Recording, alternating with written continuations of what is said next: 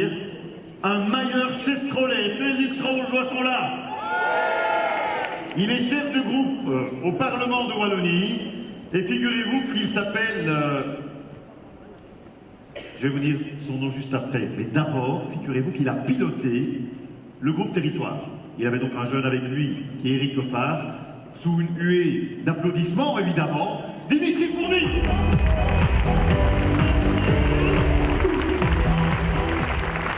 Dimitri, tu as compris l'exercice. Ce qu'on te demande maintenant, et tu as le costume évidemment de chef de groupe magnifique, tu as piloté le groupe Territoire. Raconte-nous comment ça s'est passé et ce qu'il fallait faire là-dedans.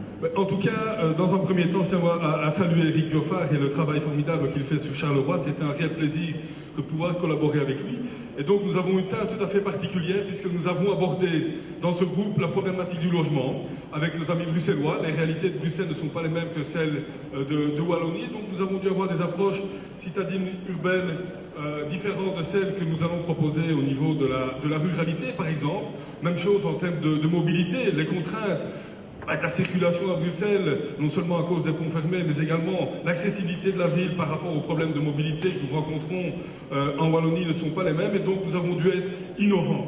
En termes d'énergie, avec Michel Delamotte, nous avons dû aborder l'avenir, la fin des centrales nucléaires, les alternatives et la participation citoyenne, la réappropriation de la dans la création de nouvelles solutions en termes de production énergie. Nous avons dû également, en termes d'aménagement du territoire, ou au-delà du travail formidable que réalise Carlo au niveau de la réforme du code d'aménagement du territoire, envisager les perspectives à venir pour répondre aussi aux attentes développées par notre président Benoît Lujeune en termes de quartiers nouveaux, de villes nouvelles, et donc des propositions concrètes vont être faites à ce propos-là. Et enfin, le défi de demain, l'environnement, au lendemain de la réunion de Paris et des accords de la COP 21, Véronique Poirot vous présentera des idées fortes en termes d'avenir et de développement environnemental. Nous devons nous inscrire dans l'ensemble de cette politique de manière transversale en y intégrant l'environnement. Voilà le défi auquel nous nous sommes assignés. Ça n'a pas été simple,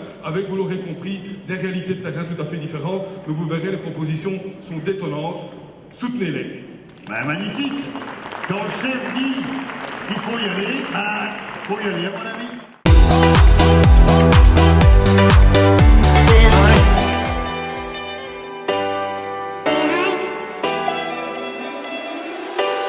Hi.